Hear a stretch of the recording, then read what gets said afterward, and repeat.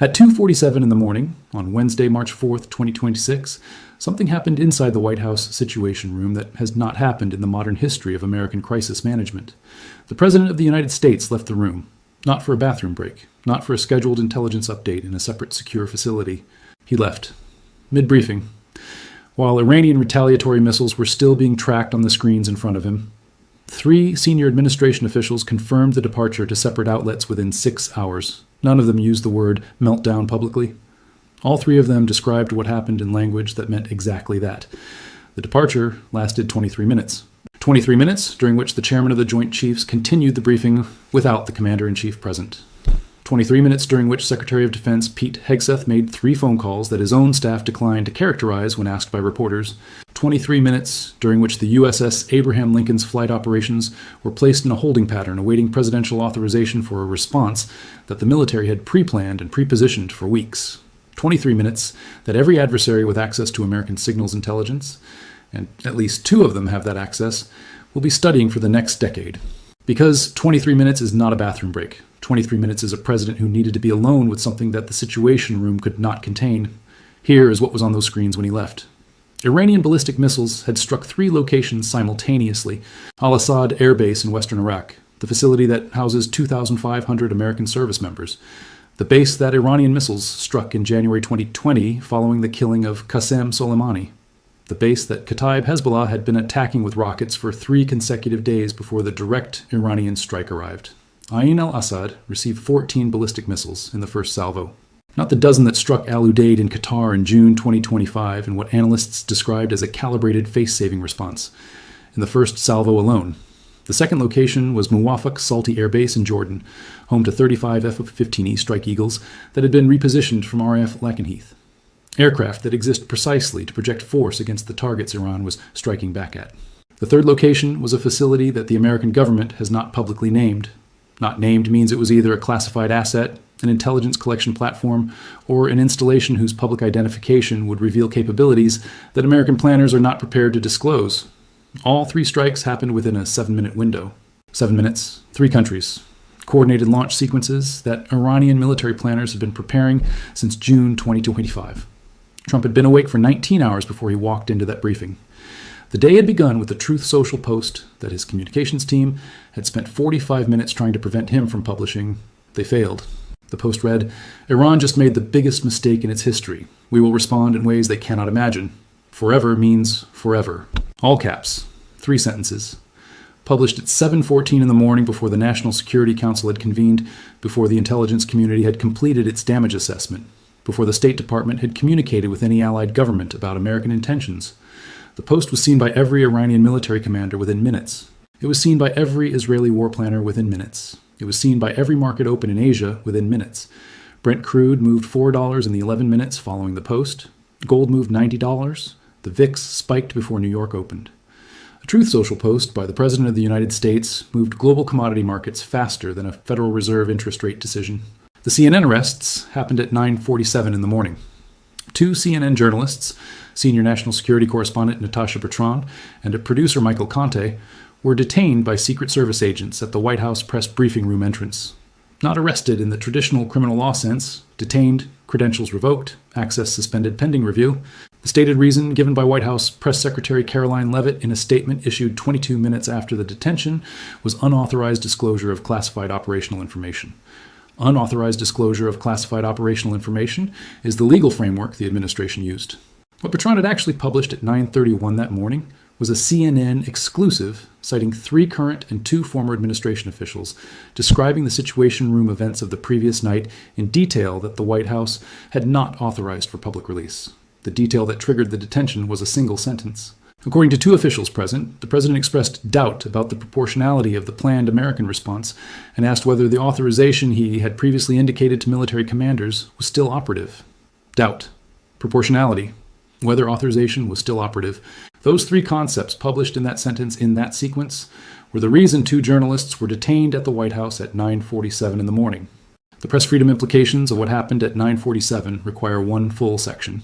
Because the detention of credentialed White House journalists for publishing information from named official sources is not something that has happened in the modern American press system. Not under Nixon, not under Reagan, not under any administration that used the Espionage Act against leakers.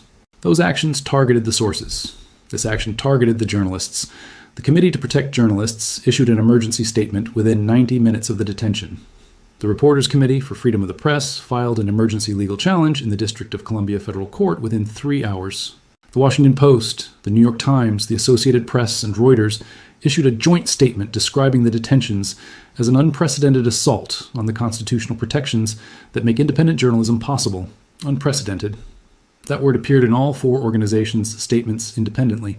When 4 of the most legally cautious news organizations in America use the same word in the same hour without coordinating their language, it means the thing they are describing is genuinely without precedent. CNN's president issued a statement saying the network would pursue every legal avenue available and that its journalists had committed no crime. The First Amendment attorneys who were retained within 2 hours of the detention were not CNN's normal legal team. They were the specialists who handle cases where the government has decided that the legal framework governing press freedom needs to be tested. The meltdown itself requires the most precise account available. Because the word meltdown is being used by 3 separate outlets: CNN, the Washington Post, and Axios, each with independent sourcing, each with different specific details that together produce a coherent picture. The CNN account, published before Bertrand's detention and therefore not the material that triggered it, described a president who arrived at the Situation Room briefing in a state that one official characterized as already beyond the normal range of presidential agitation. Already beyond. Those 2 words mean he did not arrive calm and become agitated during the briefing. He arrived agitated from something that happened before the briefing began. The Washington Post account, citing 2 officials who spoke on condition of anonymity, described a heated exchange between Trump and National Security Advisor Mike Waltz over the damage assessment from the al-Assad strike. Waltz had presented preliminary damage figures that indicated American casualties. The specific number of casualties has not been confirmed publicly, but the preliminary assessment presented to Trump in the Situation Room indicated American service members had been wounded at al-Assad. The word wounded was used in Waltz's briefing. Trump's response to the word wounded was the beginning of what multiple officials subsequently described as extraordinary. The Axios account is the most specific. One official who was present told Axios that Trump slammed his hand on the Situation Room table and said something that the official declined to quote directly, but characterized as questioning whether the military had allowed the strike to happen deliberately to force his hand on authorization. Questioning whether the military had allowed the strike. That sentence, if accurately characterized, describes a president who, in the middle of a live Iranian ballistic missile attack on American bases, was articulating a theory that his own military had failed to prevent the attack, as a way of compelling him to authorize a response he had been hesitating on.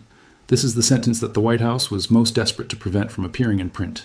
This is the sentence that Bertrand's article did not publish directly, but that the White House assessed her sources were building toward. This is why 2 journalists were detained at 9:47 in the morning. Not because of what was published, because of what was about to be published next. The 23-minute departure from the Situation Room was the moment the crisis inside the crisis became visible. Vice President J.D. Vance entered the room 4 minutes after Trump left. Vance had been in a separate secure facility receiving the same intelligence briefing through a parallel feed. His arrival in the Situation Room while the president was absent was not protocol. Protocol requires the vice president to maintain separation from the president during active threat scenarios to ensure continuity of command. Both principles in the same building during an active Iranian missile attack violates the continuity of government protocols that have been standard operating procedure since the Cold War. Vance violated those protocols by entering the Situation Room. This means someone, either Vance himself or a senior staff member, made a judgment that the situation inside the Situation Room required the vice president's physical presence more urgently than the protocols required his physical separation. That judgment tells you more about the state of the room than any of the subsequent anonymous official accounts. The military's response to the 23-minute gap was the action that will be studied in every war college for the next generation. Chairman of the Joint Chiefs, General C.Q. Brown, continued the briefing. He did not pause. He did not adjourn. He did not send an aide to locate the president. He briefed the room on the damage assessment, the Iranian launch origin points, the current missile defense performance at all 3 struck locations, and the pre-planned American response options in sequence. In sequence means the response options were presented to the room, in the order that operational planning had ranked them by effectiveness and proportionality. The room that received this briefing included the Secretary of Defense, the Vice President, the National Security Advisor, the Director of National Intelligence, and the Chairman of the Joint Chiefs. It did not include the President. The military briefed the national security principles on American response options, while the President was in a separate room for 23 minutes. Under Article 2 of the Constitution, only the President can authorize military force. The chairman of the Joint Chiefs briefed response options to everyone except the person constitutionally authorized to select one. That is not a procedural irregularity. That is a constitutional moment. Trump returned to the Situation Room at 3:10 in the morning. The accounts of what he said when he returned diverge in their specific language, but converge in their essential description. He was composed, not the same state he had been in when he left. Composed. The way people are composed when they have reached a decision they are at peace with, rather than a decision they are being pressed into. He sat down. He asked General Brown to repeat the third response option. The third response option, not the first, not the most proportional, not the most diplomatically defensible. The third. Defense officials who have spoken anonymously to multiple outlets have declined to describe the response options in numerical order publicly.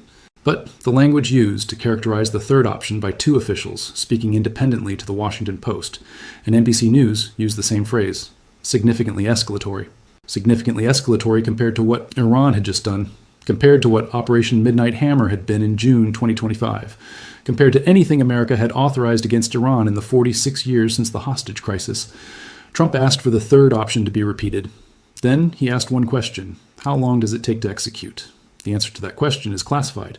But the B-2 Spirit stealth bombers at Whiteman Air Force Base in Missouri are no longer at their parking positions according to satellite imagery analyzed by Planet Labs and reviewed by open-source defense analysts, including those at the Middlebury Institute of International Studies. The parking positions are empty. Not all of them. 3 of the 7 B-2s that conducted Operation Midnight Hammer in June 2025 are not at Whiteman. They have not appeared at Diego Garcia in the Indian Ocean. They have not appeared at RAF Fairford in England. They have not been tracked by civilian flight monitoring because B-2's operating and mission configuration do not broadcast ADS-B transponder signals. They are somewhere between Missouri and a target set. Somewhere is the most dangerous word in the sentence. Caroline Leavitt held the White House press briefing at 11 a.m. It was the most watched press briefing since the January 6th aftermath. She described the president as fully in command, resolute, and determined to protect American service members and American interests. She described the Iranian strikes as an act of war that would be met with a response of America's choosing at a time and place of America's choosing. At a time and place of America's choosing. That phrase is the standard American formulation for military retaliation authorization. It appeared in the official White House communication 1 hour and 13 minutes after 2 CNN journalists were detained for reporting on whether the president's retaliation authorization was still operative. The timing of the phrase and the timing of the detention are not coincidental. The phrase was the White House's answer to Bertrand's reporting. Not through a legal brief, not through a denial, through a press briefing that asserted exactly the opposite of what the detained journalists' sources had described. The reaction from Capitol Hill arrived before Leavitt finished speaking. Senate Majority Leader John Thune issued a statement supporting the president's authority to respond to Iranian aggression and calling for a classified briefing for all senators within 24 hours. Within 24 hours means Thune does not believe he currently has an accurate picture of what happened in the Situation Room last night. Senators who request classified briefings within 24 hours of a president's extraordinary public behavior during a military crisis are senators who are receiving informal accounts from their own sources and need to compare those accounts against the official version. House Speaker Mike Johnson issued a statement that notably did not include the word support. It included the words serious, concerned, and oversight. Oversight from a House Speaker during an active military engagement with Iran is a constitutional signal. It means the House of Representatives is not prepared to subordinate its Article 1 war powers to the executive branch's Article 2's Commander-in-Chief authority without documentation. 3 Republican senators, whose names have not been publicly confirmed but whose staff confirmed the conversations to Politico, privately contacted the White House to ask the same question Bertrand's article had raised. Is the authorization still operative? Iran's response to the Truth Social post came through 3 channels simultaneously. The first channel was the official Iranian state media broadcast of Supreme Leader Khamenei's statement, issued at 4 p.m. Tehran time. Khamenei said Iran had demonstrated its will and its capability, and that further American escalation would be met with further Iranian response calibrated to the level of American action. Calibrated to the level of American action. That phrase is Iran's deterrence language for proportional escalation. It means Iran is not seeking to maximize damage.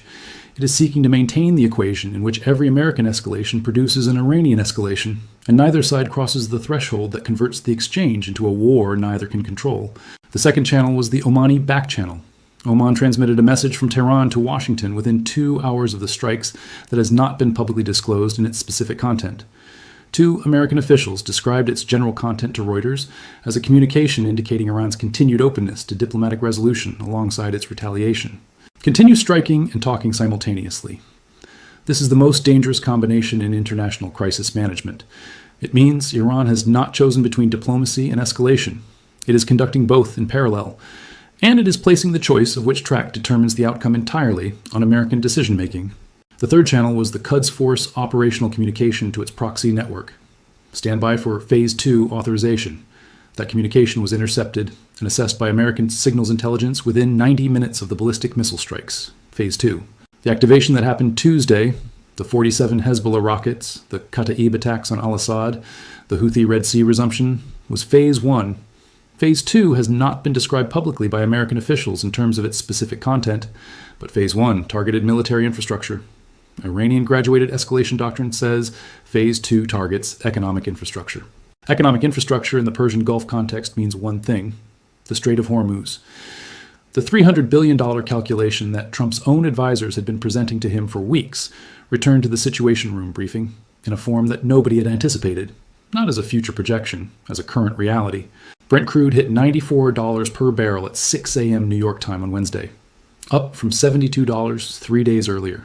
$22 increase in 3 days, without a single barrel of Persian Gulf oil being physically disrupted, on the announcement of Iranian strikes, on the Truth Social post, on the CNN detention, on the news that B2 parking positions at Whiteman were empty. At $94, the JP Morgan $120 to $130 projection under a full closure scenario is not a tail risk anymore. It is $26 away. At $94 baseline, plus the war premium that a Phase 2 activation of the Hormuz closure mechanism adds, $130 is reachable before American response aircraft complete their first sortie. The S&P 500 opened Wednesday down 1,947 points. Not the $3.5 trillion single-session scenario that financial models projected for confirmed military engagement, but $1.4 trillion of market capitalization destroyed in a single morning. On the news that Iran had struck American bases, that the president had a 23-minute Situation Room departure, and that 2 CNN journalists had been detained.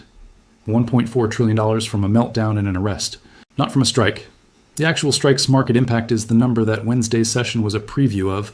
The detained journalists were released at 2:15 p.m., not charged, not formally arrested in the criminal sense, released with a notice that their White House press credentials had been permanently revoked and that CNN's access to White House press facilities was under review.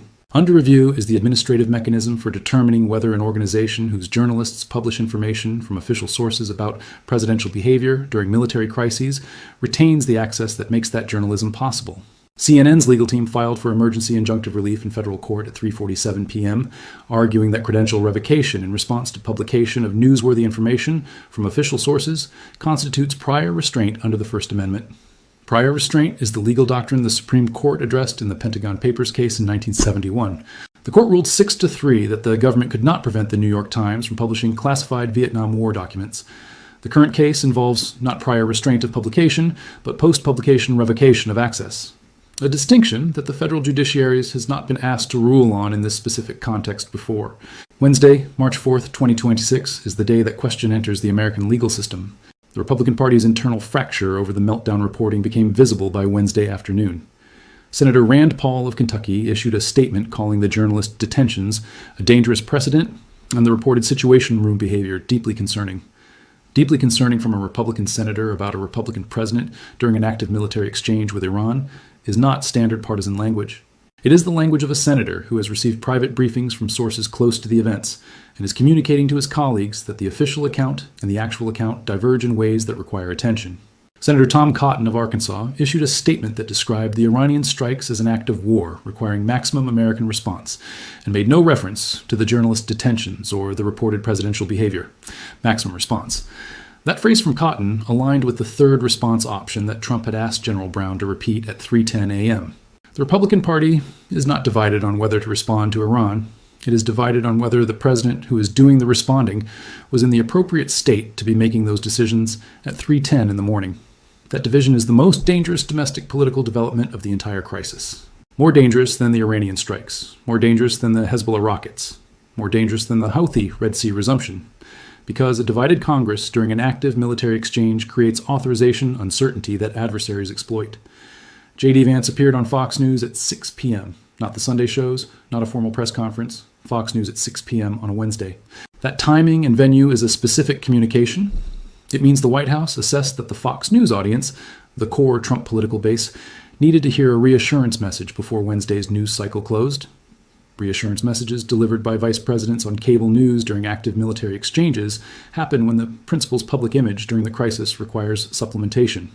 Vance was supplementing. He described the president as fully in command and resolute. He used the same two adjectives Leavitt had used at the 11 a.m. briefing: fully in command, resolute. When two separate senior officials use identical language in independent public appearances within 7 hours of each other, the language was coordinated. Coordinated language in crisis communications means the uncoordinated language. The meltdown accounts, the 23-minute departure, the table slamming, the question about military deliberate failure, is the language the White House is most afraid of. You coordinate against the threat. The coordinated language tells you what the threat is. The American service members at Al-Assad who were wounded in Tuesday night's strike have not been publicly identified. Their injuries have not been described beyond the preliminary characterization of wounded. The American public does not know how many, does not know how serious, does not know whether the preliminary number grew during the damage assessment hours. This information gap is not accidental. The information was available to the Situation Room at 2:47 a.m. when the briefing began. It was available when Trump left the room at 2:47 a.m. It was available when he returned at 3:10 a.m. and asked for the third option. It has been withheld from public disclosure since then. Information withheld from public disclosure about American service member casualties during an active military exchange is withheld for one of two reasons. The first reason is operational security. Releasing casualty numbers before families are notified violates the protocol that has governed casualty notification since World War II. The second reason is political calculation. Casualty numbers that are large enough to shift public opinion on the authorization question are managed in their release timing. The 23-minute departure from the Situation Room happened after Waltz used the word wounded. The casualty numbers have not been publicly released. The authorization question is still operative. The third response option was requested. The B-2 parking positions at Whiteman are empty. These facts exist in the same timeline for a reason. The Omani Channel communication, Iran continuing to signal diplomatic openness alongside ballistic missile strikes, puts Washington in the most difficult negotiating position any American president has faced since the Cuban Missile Crisis. Kennedy's choice in October 1962 was between military action and negotiation. He chose a third path: blockade, a demonstration of resolve that bought time for negotiation without executing the strikes that would have made negotiation impossible. Trump's choice in March 2026 is structurally identical, but the third path is harder to construct when B-2 parking positions are empty, when the third response option has been requested, when journalists are being detained for reporting on whether authorization is operative, and when the president has published a Truth Social post at 7:14 a.m. saying, "Forever means forever." Kennedy had 13 days of deliberation. Trump had 23 minutes alone before returning to ask about the third option. The difference between 13 days and 23 minutes is the difference between the Cuban Missile Crisis ending in resolution and the Cuban Missile Crisis ending in the scenario that Kennedy's advisors called the other outcome. Kennedy chose resolution. Trump asked for the third option. The global response to Wednesday's events moved faster than any diplomatic communication system is designed to process. Chinese Foreign Minister Wang Yi called Secretary of State Rubio at 8 a.m. Washington time. The call lasted 47 minutes. 47 minutes between the Chinese Foreign Minister and the American Secretary of State during active Iranian-American military exchanges is the longest direct communication between those two positions since the Ukraine war began.